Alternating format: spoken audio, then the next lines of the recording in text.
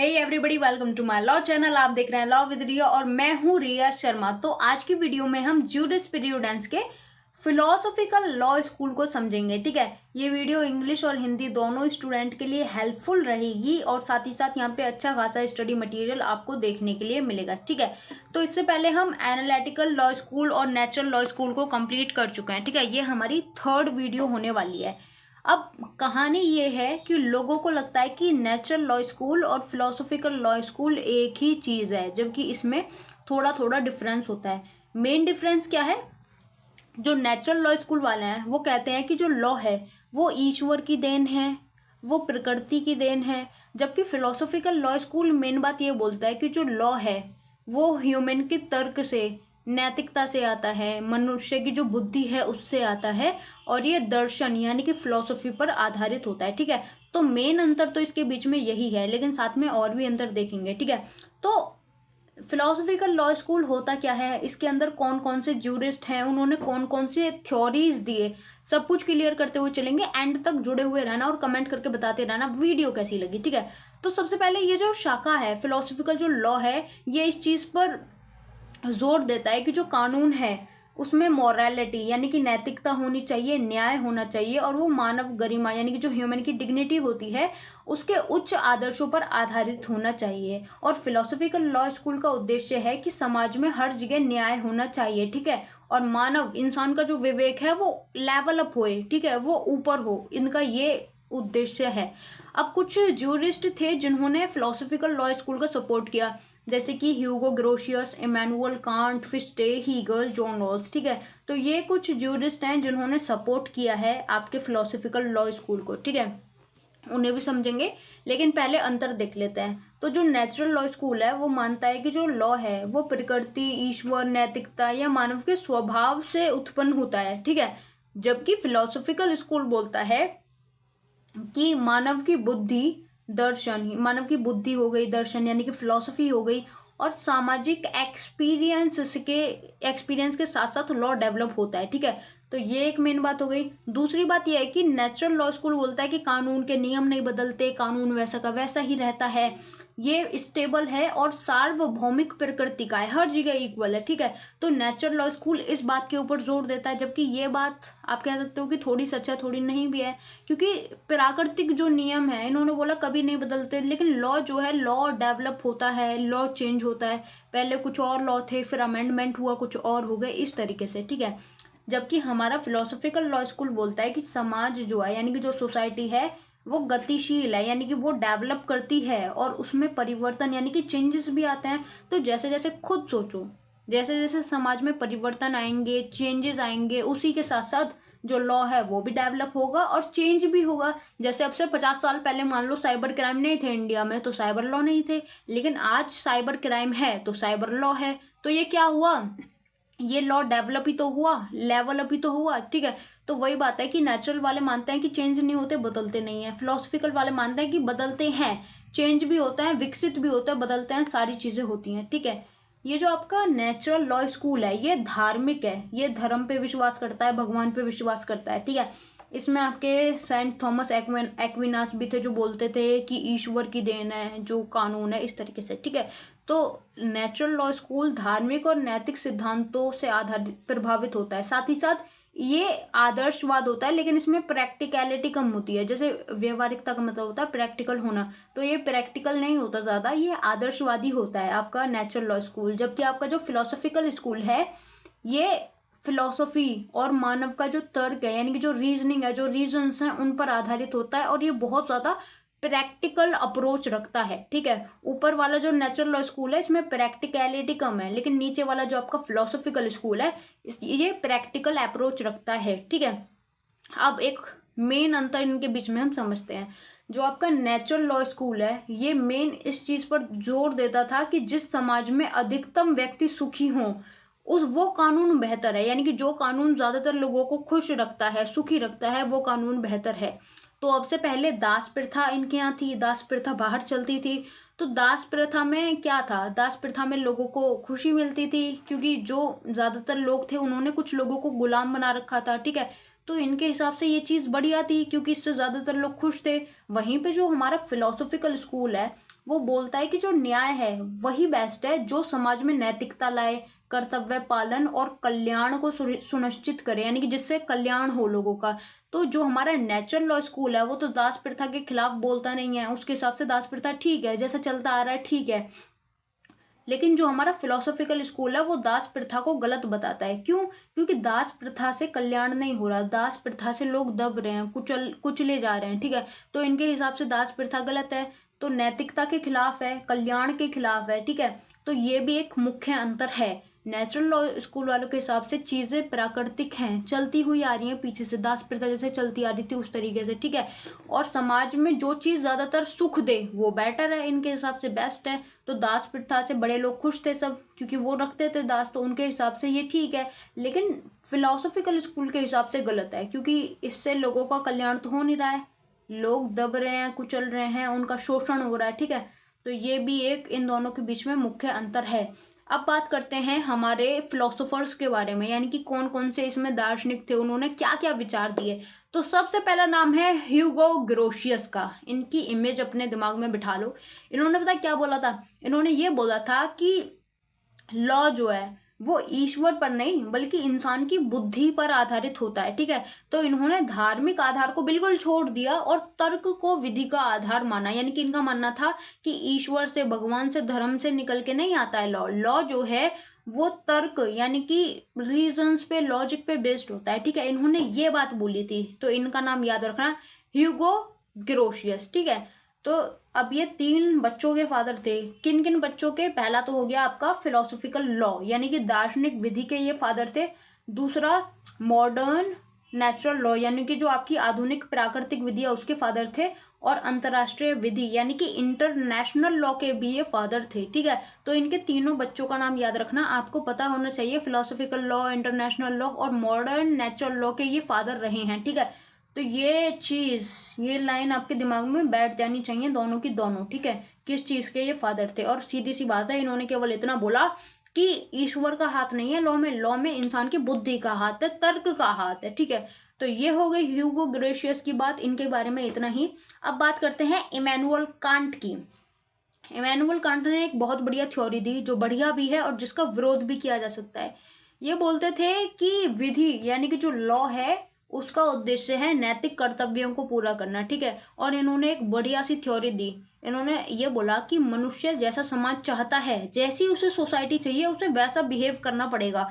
जैसे कि इंसान चाहता है कि समाज में कोई भी चोरी ना करे, ठीक है, तो उसे खुद को भी चोरी नहीं करनी पड़ेगी, ठीक है। और ये चीज़ तर्क पर आधारित थी। इसमें रीज़न था कि अगर आप चाहते हो सामने वाला चोरी ना करे तो आप खुद भी मत करो, ठीक है। तो ये कैटेगोरिकल इम्पेरेटिव है। तो अब इसका विरोध क्यों हुआ, ठीक है। तो इसके विरोध के लिए आपको एक एग्जाम्पल समझना पड़ेगा। जैसे कि एक आदमी है, वो चाहता है कि समाज में सब लोग झूठ बोलें, कोई भी, सब लोग सच बोलें, हाँ सॉरी, जैसे एक इंसान है वो चाहता है कि समाज में सब लोग सच बोलें, कोई भी झूठ ना बोले। तो ऐसी कंडीशन में उसे भी सच ही बोलना पड़ेगा। अब उसके सामने ऐसी परिस्थिति आती है, उसके सामने 2 लोग आ गए। अब वो दो लोग जो हैं वो हैं मर्डरर, वो आए हैं उसकी पत्नी और उसके बच्चों का मर्डर करने।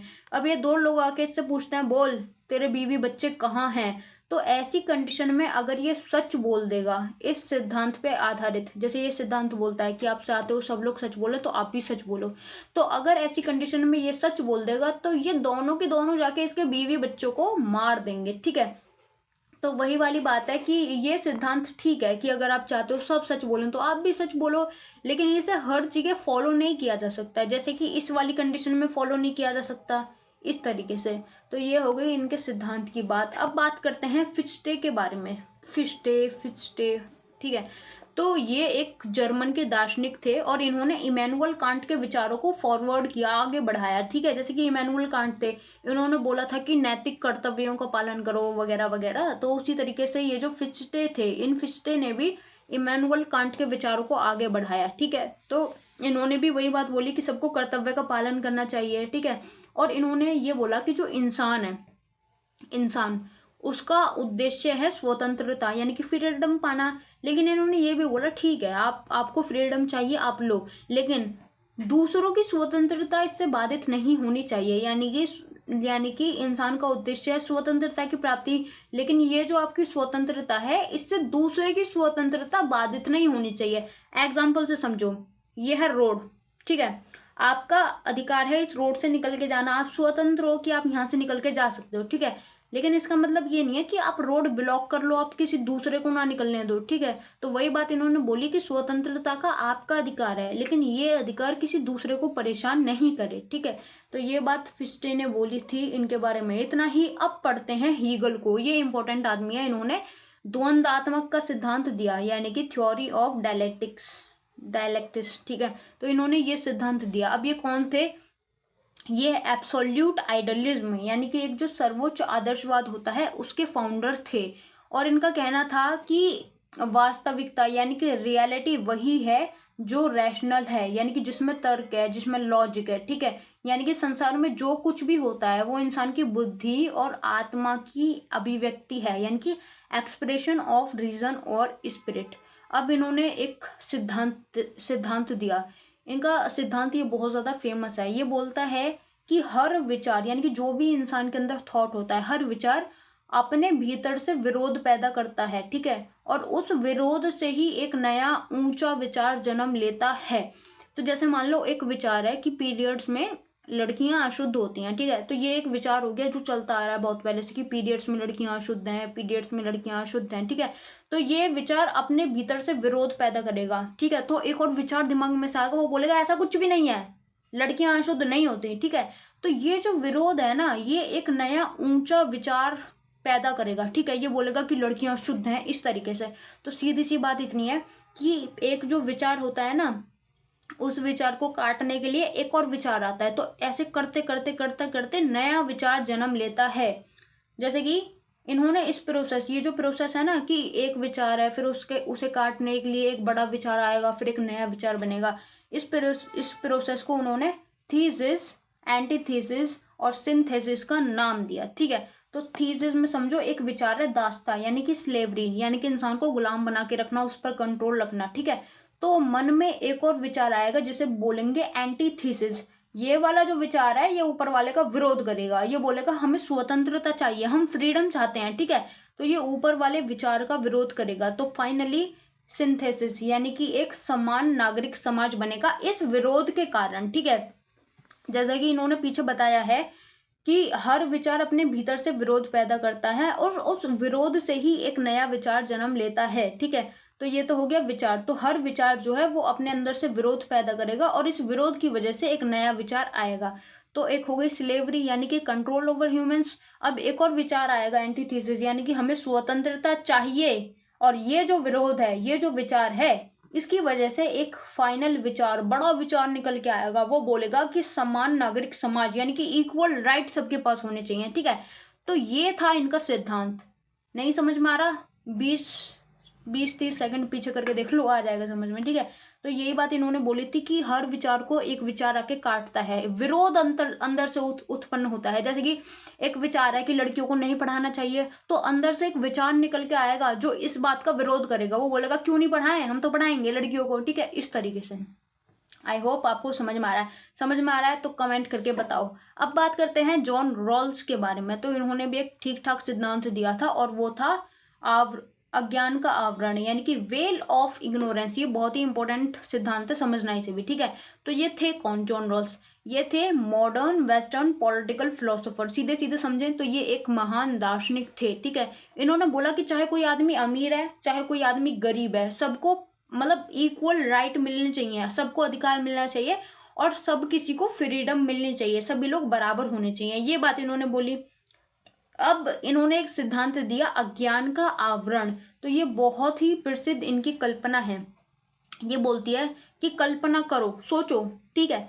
ये बोलते हैं कि सोचो, समाज यानी कि सोसाइटी के बनने से पहले इंसान को ये नहीं पता कि वो किस धर्म का होगा, किस जाति का होगा, किस आर्थिक स्थिति का होगा। तो ये जो स्थिति है इसे अज्ञान का आवरण कहा, यानी कि उसे ज्ञान नहीं है, उसे पता ही नहीं है कि वो किस धर्म का होगा, किस जाति का होगा। तो ऐसी स्थिति में जो इंसान है वो एक ऐसा समाज बनाएगा जहाँ पे किसी के साथ भेदभाव ना हो, ठीक है। एग्जाम्पल लो, जहर की चाय, ठीक है, बहुत बढ़िया बढ़िया एग्जाम्पल है।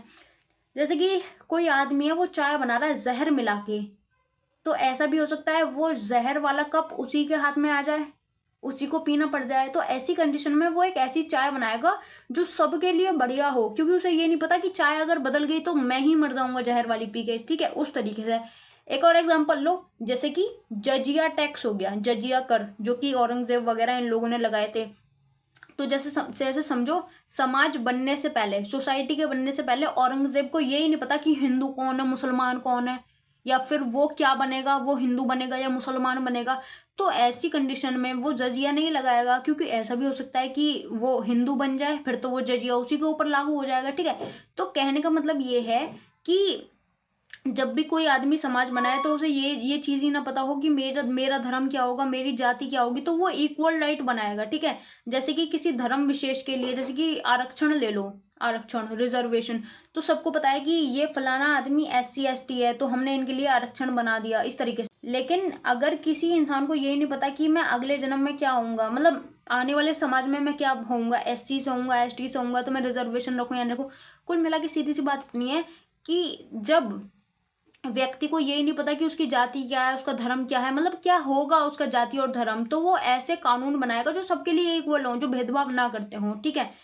तो ऐसी स्थिति में व्यक्ति एक ऐसा समाज बनाएगा जहां किसी के साथ भेदभाव ना हो, तो सभी को समान अधिकार मिलेंगे, क्योंकि उसे खुद को ही नहीं पता कि वो अमीर है, गरीब है, क्या है उसकी कंडीशन, ठीक है। तो अगर आप समाज की पॉलिसी बनाते टाइम ये नहीं जानते कि आप जन्म से राजा होगे, भिखारी होगे, क्या होगे, तो आप एक ऐसी पॉलिसी बनाओगे जो सभी के लिए इक्वल हो, ठीक है। जैसे कि चाय बनाते टाइम आपको यही नहीं पता कि जहर वाली चाय किसके पास चली जाएगी, तो आप सोचोगे कि ठीक ही चाय बना ले रहा हूँ, क्या पता मेरे को ही मिल जाए, इस तरीके से आप इसे समझ सकते हो। तो ये था आज का लेक्चर, समझ में आया हो तो कमेंट करके बताना। लॉ विद रिया नाम से मेरा टेलीग्राम पे चैनल है, चाहो तो फॉलो कर लो, और ये मेरा नंबर है, DM करो फॉर पेड नोट्स अगर आपको चाहिए तो। कमेंट करके बता दो वीडियो कैसी लगी, बाकी सब चाहो तो छोड़ दो, ठीक है। Thanks for watching. जय हिंद, जय भारत।